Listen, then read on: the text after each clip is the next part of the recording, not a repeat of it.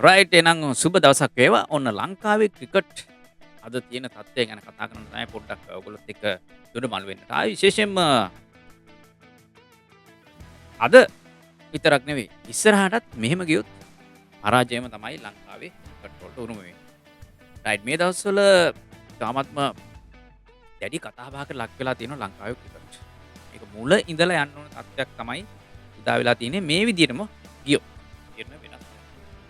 ඉතින් ඒ ගැන කතා කරන්න තමයි ලොරි ටොක් ස්පෝර්ට්ස් වලින් ඔයගොල්ලොත් එක්ක මම එකතු වෙන්නේ. ඉතින් channel එක subscribe කරන්න බෑ, like කරන්න, comment කරන්න. ඉතින් අලුත් channel එකක් මේක.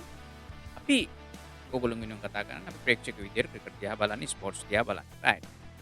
රයිට්. ඇයි මේ දෙයට ප්‍රධානම හේතුව? පොඩි දෙයයි තියෙන. අපි කොච්චර කෑ ගහවත්, අපි එක එක්කනාගේ කවුරු කාගේ ෆෑන්ස්ලා වුණා. අපේ රටක් රටක නමක් යටතේ අපි රටක් දිනවන්න සූදානම් කරපු ටීම් එකකට තමයි අපි සපෝට් කරන්නේ. එහෙනම් අපි රටකට තමයි ආදරය කරන්නේ. එහෙනම් මේ ක්‍රිකට් කියන එක රටක් නියෝජනය කරනවා. ඒක කාගේවත් බූදලයක් නෙවෙයි. නමුත් ඒ යටතේ ඇයි මේ ලංකාවේ cricket test one day T20 ඇයි මේ වැඩියෙන් මේ පරාජයන් වැළඳ ගන්න? පොඩි හේතුවක් තමයි තියෙන්නේ. ඒක කවුරුත් දන්නවා. නමුත් ඒක ගැන කතා කරන්නේ. හේතුව තමයි හරියට මේ කවුරුත් කියන ටීම් මැනේජ්මන්ට්. ඒ කියන්නේ T20 one day test. අදාළ රටාවට අවශ්‍ය කරන ක්‍රීඩකයන් මේ තුනේම නෑ කියන එක තමයි අපි එතනදී වග බලාගත යුත්තේ. නෑ කියන එකට ප්‍රධාන කාරණේ තමයි ලංකාවේ ටීම් එක ගත්තොත් මේ තුනේම සෙල්ලම් කරන අය මේ ෆෝමැට් තුනේම ගහනවා. එහෙම වුණාම ඇත්තටම ඉතින් ජයග්‍රහණ බලාපොරොත්තු වෙන්න බෑනේ. ඒකට ප්‍රධානම හේතුව තමයි අද ක්‍රිකට් ක්‍රීඩාව කියන එක හරිම කාර්යබහුලයි. අවුරුද්දක් තුල T20 one day test එක දිගට තියෙනවා. ඉතින් එහෙම වුණාම මේ ක්‍රීඩකයට මේ ෆෝමැට් තුනම ගහද්දී මේක පවත්වා ගැනීම. අනිත් එක තමයි මේකට හැඩ ගැසීම. මේක සිටුේෂන් හැන්ඩල් කිරීම. තරගයක් කියවා ගැනීම. ඊට පස්සේ මේගොල්ලොන් දැනුම උකහා ගැනීම. ඒකට අවශ්‍ය කරන වෙලාව මේගොල්ලන්ට නැහැ. එහෙමනම් මොකද්ද කළ යුත්තේ? මේ ලංකාව පරාජයට වෙන්න හේතුව T20 ප්‍රධාන වශයෙන් ඊට අදාළ ප්ලේයර්ස්ලා මේ කණ්ඩායමේ නැති එක. ටෙස්ට් ගහන අය මේක ගන්න. වන් ඩේ ගහන අය මේක ගන්න. මේ ගහන අයට ඇත්තටම ටැලන්ට් උනොත් මේකට හැඩ ගැසෙන්න වෙලාවක්. ඒකයි අපි කියන්නේ. ඒකයි තේරුම් ගත යුත්තේ. එහෙම වුණා නම් අපි කළ යුත්තේ මොකක්ද? එහෙනම් මේ තුනටම අදාළ ප්ලේයර්ස්ලා වෙන් කරලා හදාගන්න, වෙන් කරගන්න ඕන. සමහර විට එක්කෙනෙක් දෙන්නෙක් ඉන්න පුළුවන් තුනම ගහන. ඒක ප්‍රශ්නයක් නෑ.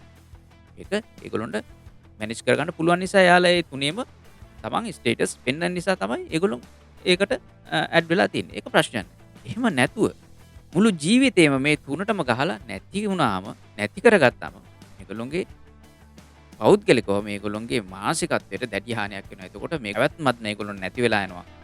මානසිකත්වයත් මේගොල්ලොන් කඩා වැටෙනවා. මේගොල්ලොන්ට ගහන ක්‍රිකට් එක ගහන්නත් බෑ. ඉතින් ලංකාවේ ඔක තමයි ප්‍රශ්නේ. මං ඉන්දියාවේ ඊයේ පෙරේදා නිවුස් එකක් දැක්කා මේ දැන් ක්‍රීඩකයෝ එන්ටෙන් ටැලන්ටඩ් ප්ලේයර්ස්ලා එන්න වැඩි වෙනවා. එහෙම වැඩි වුණාම මේගොල්ලන්ට ඔක්කොටම අවස්ථාව දෙන්න ඕන. එහෙම අවස්ථාව දෙන්න නම් ෆෝමැට් තුනක් තියෙනවා. මේ ෆෝමැට් තුනට අදාළ ක්‍රීඩකයන් වෙන් කරගෙන ඒ තුනට මේගොල්ලෝ මේක වෙන් කරගෙන ඉස්සරහට කරගෙන යන්න තමයි මේගොල්ලෝගේ බලාපොරොත්තු. එහෙනම් T20 ගහන අය වෙනින්ම, ටෙස්ට් ගහන අය වෙනින්ම, වන් ඩේ ගහන අය වෙනින්ම හදන්න තමයි මේගොල්ලෝගේ බලාපොරොත්තු. ඒක ඔක්කොටම අවස්ථාවක් හම් වෙනවා. ඒ අදාළ ප්ලේයර්ස්ලාගේ හැකියාවට තමයි ඒගොල්ලන්ට තැන වෙන්නේ. අනිත් එක තමයි වෙලාවත් හම් වෙනවා. ඒගොල්ලන්ට ඉගෙන ගන්නත් අවස්ථාවක් ලැබෙනවා තමන්ගේ ෆෝමැට් එක ගැන. ඉතින් ඒක ලංකාවේ නෑ. නෑ විතරක් නෙවෙයි ඉස්සරහට නෑ. මොකද ඊට අදාළ ප්ලේයර්ස්ලා හොයාගත්තෙත් නෑ. කලින් හොයාගත්තා උදාහරණයක් විදිහට මිලන් රත්නායකලා වගේ T20 වලනේ. නමුත් එකක් දෙයක් දීලා මේ මිනිස්සු රැදි කරෙත් නෑ. කොල්ලෝ කොහෙද දන්නෙත් නෑ. මේ මිනිස්සු කොහෙද දන්නේ? අනිත් එක තමයි හැම රටකම ප්‍රීමියර් ලීග් තරඟාවල් තිබුණා. ඒක හේතුව තමයි අලුත් ක්‍රීඩකයන් රටට අවශ්‍ය ක්‍රීඩකයන් හොයාගන්න. නමුත් ලංකාව ඒක කරෙත් නැහැ. මම හිතන්නේ ඒකට ප්‍රධානම හේතුව තමයි අලුත් ක්‍රීඩක බිහි වුණොත් මේ ඉන්න අයට ඒක ප්‍රෙෂර් එකක් වෙයි කියන එක තමයි ඒගොල්ලෝගේ හැඟීම වෙන්නේ නැත්තේ. ඒක තමයි අනිවාර්යෙන්. මුල්ලි ඒකනේ කියන්නේ මේක හදන්න බෑ කියලා. මුල්ලි දන්න යම්කිසි විශේෂ කාරණයක් තියෙන්න බෑ. ඒකනේ මුල්ලි මෙහෙම පුනා කියන්නේ. ඕනම දෙයක් අපිට හදාගන්න පුළුවන් නේද? බැරි දෙයක් හදාගන්න පුළුවන්. නමුත් මුර්ලි කියන්නේ මේක හදන්න බෑ. එහෙනම් මේ පරිපාලනයේ තියෙන. පරිපාලනයේ මොකක්ද ඇග්‍රීමන්ට් එකක් ගහලා තියෙනවා මුර්ලි දන්න විදියට මේ ICC එකත් එක්ක. අර කලින් තිබුණු දිස්ත්‍රික් මට්ටම ලංකාවේ ක්‍රිකට් හැදෙන විදිය විදිහට මේගොල්ලෝ කැමති නැති විදිහට යම්කිසි දෙයක් හදාගෙන තියෙනවා කියන එක තමයි ওই මුරලි කියන්නේ. ඒ කියන්නේ මුරලි හදන්න බෑ කියලා මේක කියන්නේ. මේක හදන්න දෙන්නෙම නෑ මේ පරිපාලන. ඒක තමයි මුන් මේ කරන්නේ. එතකොට මේ ලංකාවේ T20 වලට අදාළ ප්ලේස්ලා කලින් ඒ කියන්නේ අවශ්‍ය කර හිටියා. ඒගොල්ලොන් අයින් කළාම දැන්. උදාහරණයක් විදියට කුසල් ජනිත්ව ගහන්නෙම නෑනේ. දාන්නෙම නෑ. අර කොයිද හිටපු පවන් රත්නායක හිතා ගන්නවත් බැරි T20 ගෑවා. අපි සාමාන්‍යයෙන් හිතන්නේ මේවනේ. ජයසූරියකින් පස්සේ වේගාත්මක පිතිකරුවෙක් විදියට ක්‍රිකට් ලෝකයට ආවේ කුසල් ජනිත්. අපි ඒක දන්නවා. මේ අලුත් අය මේ සෝෂල් මීඩියා වල එයාගේ මේ හැකියාව දැකලා නේ. එයාගේ කාලේ කට්ටිය නෙවෙයි. ඉතින් ඒගොල්ලොන් තමයි ඒගොල්ලොන් හරියට මේ ඊයේ පෙරේදා දෙක තුනක් ෆේල් වුණාම එකක් දෙකක් නේ ගහන්න දාන්නේ. එහෙම වුණාම ඒක සාමාන්‍ය ක්‍රීඩකෙක් හරියට දිගටම කරගෙන යන්න බෑ. එහෙම කරා. එතකොට අලුත් ෆෑන්ස්ලා ඒක බලලා එයාත් එක්ක සෙට් වෙන්නේ නැහැ. එහෙම වුණාම අර අලුත් එක්කන නිතර පරදින එක්කන නිතරම මොඩල් කරන එක්කන නිතරම අර නිකන් දැන් ලංකාවේ තියෙන අමුතු විලාසතාවක්නේ විවිධ හැසිරීම් රටාවල් වලට මිනිස්සු ඇඩ් වෙන එක. ඉතින් එහෙම වෙලා ප්ලේයර්ස්ලා තමයි දියුණු වෙලා තියෙන්නේ. ඉතින් ඒගොල්ලෝ නැතුවම බැරි වෙලා. එතකොට තේරුම් ගන්න ඕනේ ක්‍රිකට් වලට අවශ්‍ය මේ ෆෝමැට් එකට අදාළ ප්ලේයර්ස්ලා කවුද කියන එක නිකන්වත් උඩින් බලලා අඳුර ගන්න බැන්න මේක කරගෙන යන්න බෑ. ඉතින් කුසල් ජනිත් මේක දිගටම ඕපන් විදියට එවලා තිබුණා නම් පැතුම් එක්ක අනිවාර්යෙන් මේ ක්‍රිකට් එක වෙනසක් වෙන්න තිබුණා. නමුත් තාමත් ඔහු බෙන්ච් එකේ තියාගෙන ඉන්නවා අර කොහෙවත් ඉන්න අය දාලා. ඉතින් මොකද හේතුවක් තියෙනවන්නේ මේකට. ඉතින් ඕක තමයි ලංකාවේ තියෙන ප්‍රශ්නේ. ඉතින් උදාහරණයක් මම කිව්ව ඕක තමයි ෆෝමැට් එකට අදාළ ක්‍රීඩකයන් මේගොල්ලෝ හදාගන්නේ නැහැ. තාමත් හදාගෙන නැහැ. ඉස්සරහටත් නැහැ. ඉස්සරහටත් මේක මෙහෙම කරගෙන යනකොට නම් ඉස්සරහට පරාජය විතරයි.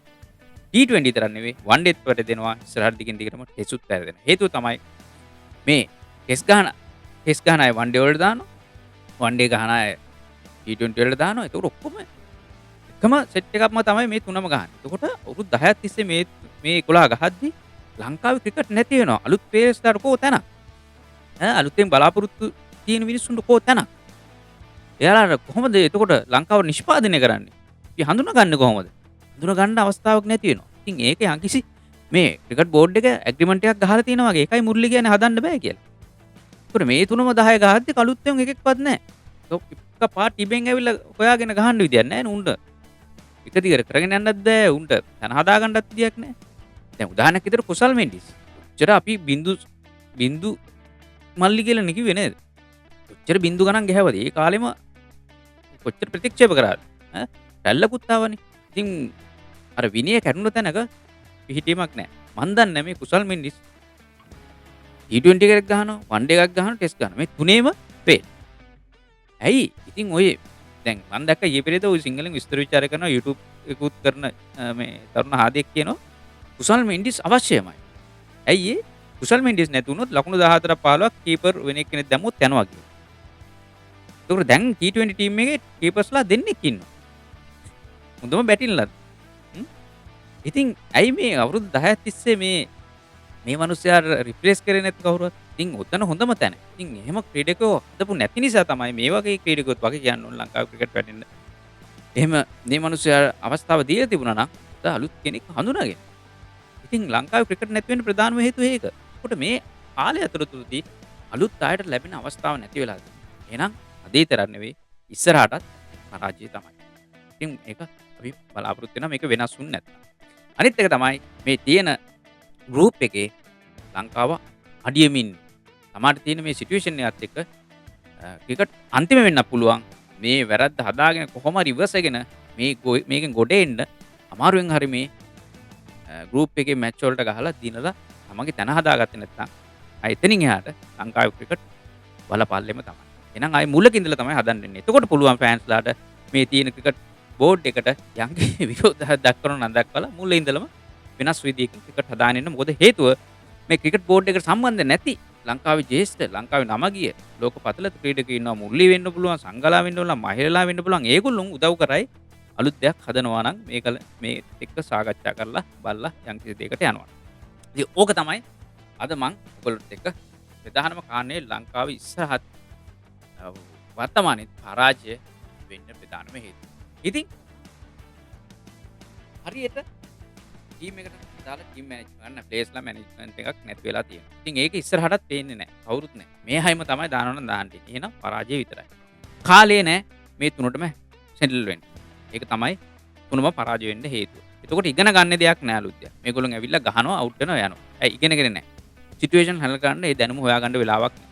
එතකොට අනිත් විරුද්ධ කණ්ඩායමට මුහුණ දෙන්න කොහොමද කියන එක අධ්‍යයනය කරන්න කාලයක් නැහැ. ඇයි මේ තුනටම මේ තුන් දෙනා මේ කොටම මේ කොමෙන්ට් තුනටම එකම ප්ලේස්ලා ගහන්නේ.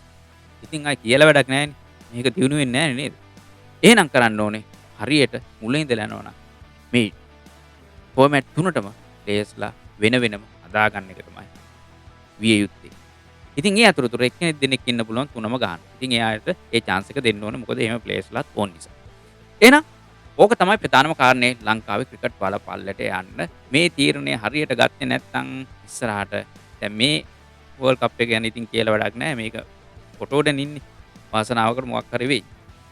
මේගොල්ලෝ මේ වැරද්ද හදාගෙන මේගොල්ලන්ට හැකියාව තියෙනවා නම් ඒ වැරදි හදාගෙන මේගොල්ලෝ ඉස්සරහට යයි. ඉතින් ඒක බලාගෙන ඉස්සරහට ක්‍රිකට් වෙනස් කරනවා නම් මේක හොඳ සාධකයක් වෙයි මේකේ අවසාන ප්‍රතිඵල. එහෙනම් සියලු දෙනාටම තෙරුවන් සරණයි. channel එක subscribe කරන්න අමතක කරන්න එපා. එහෙනම් අලුත් වීඩියෝ එකකින්